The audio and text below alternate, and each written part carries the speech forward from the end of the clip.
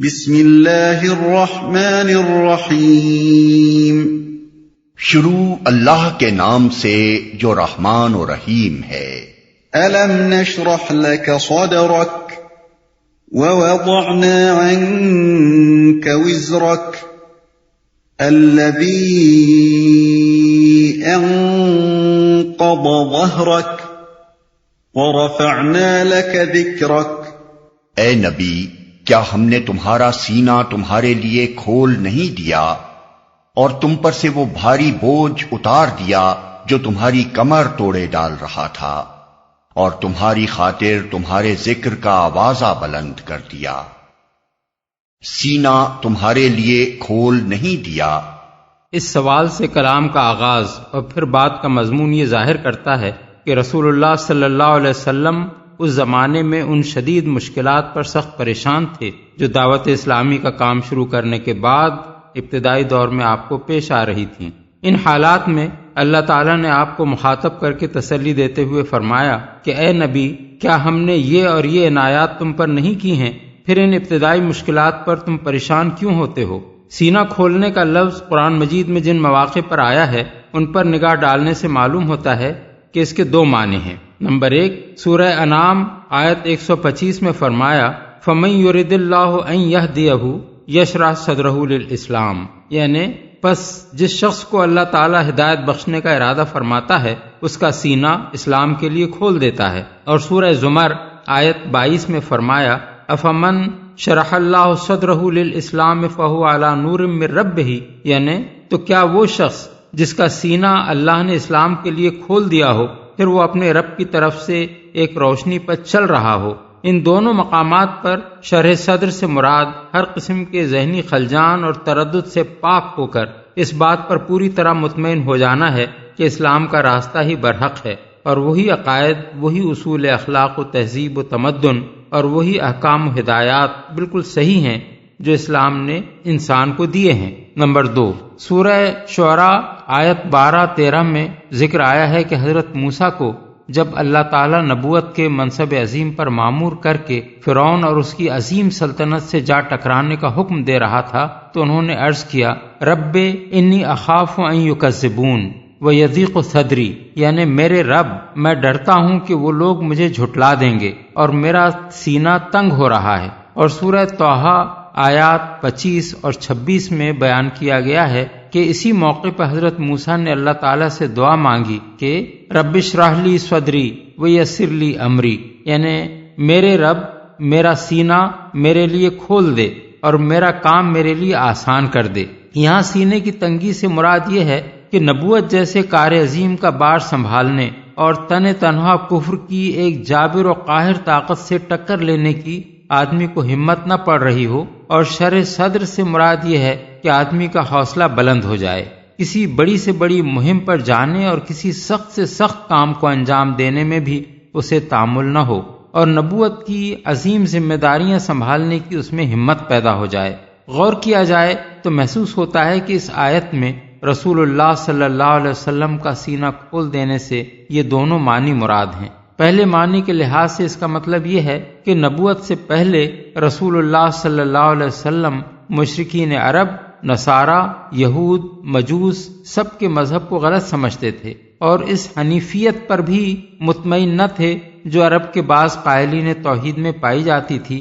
کیونکہ یہ ایک مبہم عقیدہ تھا جس میں راہ راست کی کوئی تفصیل نہ ملتی تھی۔ لیکن آپ کو چونکہ خود یہ معلوم نہ تھا کہ راہ راست کیا ہے، اس لیے آپ سخت ذہنی خلجان میں مبتلا تھے۔ نبوت عطا کر کے اللہ تعالیٰ نے آپ کے اس خلجان کو دور کر دیا اور وہ راہ راست کھول کر آپ کے سامنے رکھ دی، جس سے آپ کو کامل اطمینان قلب حاصل ہو گیا۔ دوسرے معنی کے لحاظ سے اس کا مطلب یہ ہے کہ نبوت عطا کرنے کے ساتھ اللہ تعالیٰ نے آپ کو وہ حوصلہ، وہ ہمت، وہ اولوالعزمی اور وہ وسعت قلب عطا فرما دی جو اس منصب عظیم کی ذمہ داریاں سنبھالنے کے لیے درکار تھی۔ آپ اس وسیع علم کے حامل ہو گئے جو آپ کے سوا کسی انسان کے ذہن میں سما نہ سکتا تھا۔ آپ کو وہ حکمت نصیب ہو گئی جو بڑے سے بڑے بگاڑ کو دور کرنے اور سنوار دینے کی اہلیت رکھتی تھی۔ آپ اس قابل ہو گئے کہ جاہلیت میں مستغرق اور جہالت کے اعتبار سے انتہائی اکھڑ معاشرے میں کسی سر و سامان اور ظاہراً کسی پشت پناہ طاقت کی مدد کے بغیر اسلام کے علمبردار بن کر کھڑے ہو جائیں، مخالفت اور دشمنی کے کسی بڑے سے بڑے طوفان کا مقابلہ کرنے سے نہ ہچکچائیں، اس راہ میں جو تکلیفیں اور مصیبتیں بھی پیش آئیں ان کو صبر کے ساتھ برداشت کر لیں، اور کوئی طاقت آپ کو اپنے موقف سے نہ ہٹا سکے۔ یہ شرح صدر کی بیش بہا دولت جب اللہ نے آپ کو عطا کر دی ہے تو آپ ان مشکلات پر دل گرفتہ کیوں ہوتے ہیں جو آغاز کار کے اس مرحلے میں پیش آ رہی ہیں؟ بعض مفسرین نے شرح صدر کو شق صدر کے معنی میں لیا ہے اور اس آیت کو اس معجزہ شق صدر کا ثبوت قرار دیا ہے جو احادیث کی روایات میں بیان ہوا ہے، لیکن حقیقت یہ ہے کہ اس معجزے کے ثبوت کا مدار احادیث کے روایات ہی پر ہے، قرآن سے اس کو ثابت کرنے کی کوشش صحیح نہیں ہے۔ عربی زبان کے لحاظ سے شرح صدر کو کسی طرح بھی شق صدر کے معنی میں نہیں لیا جا سکتا۔ علامہ آلوسی روح المعانی میں فرماتے ہیں کہ حمل الشرح فی الآیہ علی شق صدر ضعیف عند المحققین، یعنی محققین کے نزدیک اس آیت میں شرح کو شق صدر پر محمول کرنا ایک کمزور بات ہے۔ تمہاری کمر توڑے ڈال رہا تھا۔ مفسرین میں سے بعض نے اس کا مطلب یہ لیا ہے کہ نبوت سے پہلے ایام جاہلیت میں نبی صلی اللہ علیہ وسلم سے کچھ قصور ایسے ہو گئے تھے جن کی فکر آپ کو سخت گراں گزر رہی تھی، اور یہ آیت نازل کر کے اللہ تعالیٰ نے آپ کو مطمئن کر دیا کہ آپ کے وہ قصور ہم نے معاف کر دیے۔ لیکن ہمارے نزدیک یہ معنی لینا سخت غلطی ہے۔ اول تو لفظ وزر کے معنی لازماً گناہ ہی کے نہیں ہیں، بلکہ یہ لفظ بھاری بوجھ کے لیے بھی بولا جاتا ہے، اس لیے کوئی وجہ نہیں کہ اس کو خامخواہ برے معنی میں لیا جائے۔ دوسرے، حضور کی نبوت سے پہلے کی زندگی بھی اس قدر پاکیزہ تھی کہ قرآن میں مخالفین کے سامنے اس کو ایک چیلنج کے طور پر پیش کیا گیا تھا، چنانچہ نبی صلی اللہ علیہ وسلم سے کفار کو مخاطب کر کے یہ کہوایا گیا کہ فقد لبثت فیکم عمرا من قبلہ، یعنی میں اس قرآن کو پیش کرنے سے پہلے تمہارے درمیان ایک عمر گزار چکا ہوں،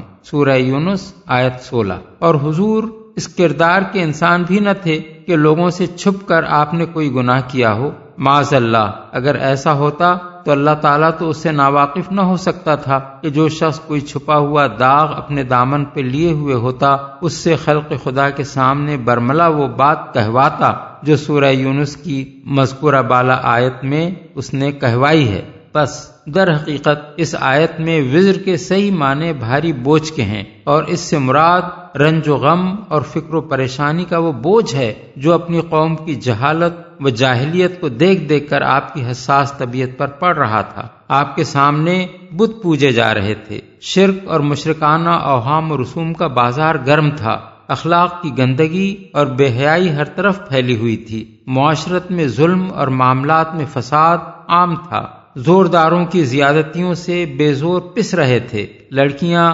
زندہ دفن کی جا رہی تھیں، قبیلوں پر قبیلے چھاپے مار رہے تھے، اور بعض اوقات 100 برس تک انتقامی لڑائیوں کا سلسلہ چلتا رہتا تھا۔ کسی کی جان، مال اور آبرو محفوظ نہ تھی جب تک کہ اس کی پشت پر کوئی مضبوط جتھا نہ ہو۔ یہ حالت دیکھ کر آپ اڑتے تھے، مگر اس بگاڑ کو دور کرنے کی کوئی صورت آپ کو نظر نہ آتی تھی۔ یہی فکر آپ کی کمر توڑے ڈال رہی تھی، جس کا بار گراں اللہ تعالیٰ نے ہدایت کا راستہ دکھا کر آپ کے اوپر سے اتار دیا، اور نبوت کے منصب پر سرفراز ہوتے ہی آپ کو معلوم ہو گیا کہ توحید اور آخرت اور رسالت پر ایمان ہی وہ شاہ کلید ہے جس سے انسانی زندگی کے ہر بگاڑ کا قفل کھولا جا سکتا ہے، اور زندگی کے ہر پہلو میں اصلاح کا راستہ صاف کیا جا سکتا ہے۔ اللہ تعالیٰ کی اس رہنمائی نے آپ کے ذہن کا سارا بوجھ ہلکا کر دیا، اور آپ پوری طرح مطمئن ہو گئے کہ اس ذریعے سے آپ نہ صرف عرب بلکہ پورے نوع انسانی کو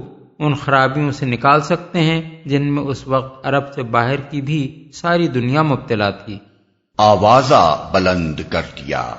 یہ بات اس زمانے میں فرمائی گئی تھی جب کوئی شخص یہ سوچ بھی نہ سکتا تھا کہ جس فرد فرید کے ساتھ گنتی کے چند آدمی ہیں اور وہ بھی صرف شہر مکہ تک محدود ہیں، اس کا آوازہ دنیا بھر میں کیسے بلند ہوگا اور کیسی ناموری اس کو حاصل ہوگی۔ لیکن اللہ تعالیٰ نے ان حالات میں اپنے رسول صلی اللہ علیہ وسلم کو یہ خوشخبری سنائی اور پھر عجیب طریقے سے اس کو پورا کیا۔ سب سے پہلے آپ کے رفع ذکر کا کام اس نے خود آپ کے دشمنوں سے لیا۔ کفار مکہ نے آپ کو زک دینے کے لیے جو طریقے اختیار کیے ان میں سے ایک یہ تھا کہ حج کے موقع پر جب تمام عرب سے لوگ کھچ کھچ کر ان کے شہر میں آتے تھے، اس زمانے میں کفار کے وفود حاجیوں کے ایک ایک ڈیرے پر جاتے اور لوگوں کو خبردار کرتے کہ یہاں ایک خطرناک شخص محمد صلی اللہ علیہ وسلم نامی ہے جو لوگوں پر ایسا جادو کرتا ہے کہ باپ بیٹے، بھائی بھائی اور شوہر اور بیوی میں جدائی پڑ جاتی ہے، اس لیے ذرا اس سے بچ کر رہنا۔ یہی باتیں وہ ان سب لوگوں سے بھی کہتے تھے جو حج کے سوا دوسرے دنوں میں زیارت یا کسی کاروبار کے سلسلے میں مکہ آتے تھے۔ اس طرح اگرچہ وہ حضور کو بدنام کر رہے تھے، لیکن اس کا نتیجہ یہ ہوا کہ عرب کے گوشے گوشے میں آپ کا نام پہنچ گیا اور مکے کے گوشے گمنامی سے نکال کر خود دشمنوں نے آپ کو تمام ملک کے قبائل سے متعارف کرا دیا۔ اس کے بعد یہ بالکل فطری امر تھا کہ لوگ یہ معلوم کریں کہ وہ شخص ہے کون، کیا کہتا ہے، کیسا آدمی ہے، اس کے جادو سے متاثر ہونے والے کون لوگ ہیں اور ان پر اس کے جادو کا آخر کیا اثر پڑا ہے۔ کفار مکہ کا پروپیگنڈا جتنا جتنا بڑھتا چلا گیا، لوگوں میں یہ جستجو بھی بڑھتی چلی گئی، اور پھر جب اس جستجو کے نتیجے میں لوگوں کو آپ کے اخلاق اور آپ کی سیرت و کردار کا حال معلوم ہوا، جب لوگوں نے قرآن سنا اور انہیں پتہ چلا کہ وہ تعلیمات کیا ہیں جو آپ پیش فرما رہے ہیں، اور جب دیکھنے والوں نے یہ دیکھا کہ جس چیز کو جادو کہا جا رہا ہے اس سے متاثر ہونے والوں کی زندگیاں عرب کے عام لوگوں کی زندگیوں سے کس قدر مختلف ہو گئی ہیں، تو وہی بدنامی نیک نامی سے بدلنی شروع ہو گئی، حتیٰ کہ ہجرت کا زمانہ آنے تک نوبت یہ پہنچ گئی کہ دور و نزدیک کے عرب قبائل میں شاید ہی کوئی قبیلہ ایسا رہ گیا ہو جس میں کسی نہ کسی شخص یا کنبے نے اسلام قبول نہ کر لیا ہو، اور جس میں کچھ نہ کچھ لوگ رسول اللہ صلی اللہ علیہ وسلم سے اور آپ کی دعوت سے ہمدردی و دلچسپی رکھنے والے پیدا نہ ہو گئے ہوں۔ یہ حضور کے رفع ذکر کا پہلا مرحلہ تھا۔ اس کے بعد ہجرت سے دوسرے مرحلے کا آغاز ہوا، جس میں ایک طرف منافقین، یہود اور تمام عرب کے اکابر مشرکین رسول اللہ صلی اللہ علیہ وسلم کو بدنام کرنے میں سرگرم تھے، اور دوسری طرف مدینہ طیبہ کی اسلامی ریاست خدا پرستی و خدا ترسی، زہد و تقوی، طہارت اخلاق، حسن معاشرت، عدل و انصاف، انسانی مساوات، مالداروں کی فیاضی، غریبوں کی خبرگیری، عہد و پیمان کی پاسداری اور معاملات میں راست بازی کا وہ عملی ثبوت، وہ عملی نمونہ پیش کر رہی تھی جو لوگوں کے دلوں کو مسخر کرتا چلا جا رہا تھا۔ دشمنوں نے جنگ کے ذریعے سے حضور کے اس بڑھتے ہوئے اثر کو مٹانے کی کوشش کی، مگر آپ کی قیادت میں اہل ایمان کی جو جماعت تیار ہوئی تھی اس نے اپنے نظم و ضبط، اپنی شجاعت، اپنی موت سے بے خوفی اور حالت جنگ تک میں اخلاقی حدود کی پابندی سے اپنی برتری اس طرح ثابت کر دی کہ سارے عرب نے ان کا لوہا مان لیا۔ 10 سال کے اندر حضور کا رفع ذکر اس طرح ہوا کہ وہی ملک جس میں آپ کو بدنام کرنے کے لیے مخالفین نے اپنا سارا زور لگا دیا تھا، اس کا گوشہ گوشہ اشہد ان محمد الرسول اللہ کی صدا سے گونج اٹھا۔ پھر تیسرے مرحلے کا افتتاح خلافت راشدہ کے دور سے ہوا، جب آپ کا نام مبارک تمام روئے زمین میں بلند ہونا شروع ہو گیا۔ یہ سلسلہ آج تک بڑھتا ہی جا رہا ہے اور انشاءاللہ قیامت تک بڑھتا چلا جائے گا۔ دنیا میں کوئی جگہ ایسی نہیں ہے جہاں مسلمانوں کی کوئی بستی موجود ہو اور دن میں 5 مرتبہ اذان میں بآواز بلند محمد صلی اللہ علیہ وسلم کی رسالت کا اعلان نہ ہو رہا ہو، نمازوں میں حضور پر درود نہ بھیجا جا رہا ہو، جمعے کے خطبوں میں آپ کا ذکر خیر نہ کیا جا رہا ہو، اور سال کے 12 مہینوں میں سے کوئی دن اور دن کے 24 گھنٹوں میں سے کوئی وقت ایسا نہیں ہے جب روئے زمین میں کسی نہ کسی جگہ حضور کا ذکر مبارک نہ ہو رہا ہو۔ یہ قرآن کی صداقت کا ایک کھلا ہوا ثبوت ہے کہ جس وقت نبوت کے ابتدائی دور میں اللہ تعالیٰ نے فرمایا کہ وَرَفَعْنَا لَكَ ذِكْرَكَ، اس وقت کوئی شخص بھی یہ اندازہ نہ کر سکتا تھا کہ یہ رفع ذکر اس شان سے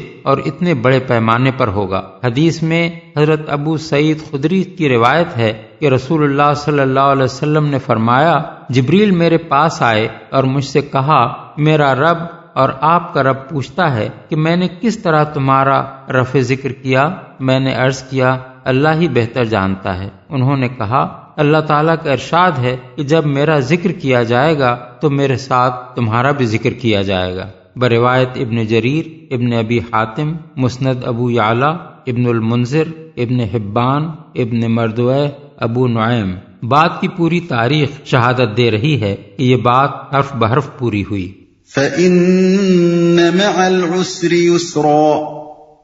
إِنَّ مَعَ الْعُسْرِ يُسْرًا۔ پس حقیقت یہ ہے کہ تنگی کے ساتھ فراخی بھی ہے، بے شک تنگی کے ساتھ فراخی بھی ہے۔ اس بات کو 2 مرتبہ دہرایا گیا ہے تاکہ حضور کو پوری طرح تسلی دے دی جائے کہ جن سخت حالات سے آپ اس وقت گزر رہے ہیں یہ زیادہ دیر رہنے والے نہیں ہیں، بلکہ ان کے بعد قریب ہی میں اچھے حالات آنے والے ہیں۔ بظاہر یہ بات متناقض معلوم ہوتی ہے کہ تنگی کے ساتھ فراخی ہو، کیونکہ یہ دونوں چیزیں بیک وقت جمع نہیں ہوتی، لیکن تنگی کے بعد فراخی کہنے کے بجائے تنگی کے ساتھ فراخی کے الفاظ اس معنی میں استعمال کیے گئے ہیں کہ فراخی کا دور اس قدر قریب ہے کہ گویا وہ اس کے ساتھ ہی چلا آ رہا ہے۔ فَإِذَا فَرَغْتَ فَانصَبْ وَإِلَى رَبِّكَ فَارْغَب۔ لہذا جب تم فارغ ہو تو عبادت کی مشقت میں لگ جاؤ اور اپنے رب ہی کی طرف راغب ہو۔ فارغ ہونے سے مراد اپنے مشاغل سے فارغ ہونا ہے، خواہ وہ دعوت و تبلیغ کے مشاغل ہوں یا اسلام قبول کرنے والوں کی تعلیم و تربیت کے مشاغل یا اپنے گھر بار اور دنیاوی کاموں کے مشاغل۔ حکم کا منشا یہ ہے کہ جب کوئی اور مشغولیت نہ رہے تو اپنا فارغ وقت عبادت کی ریاضت و مشقت میں صرف کرو اور ہر طرف سے توجہ ہٹا کر صرف اپنے رب کی طرف متوجہ ہو جاؤ۔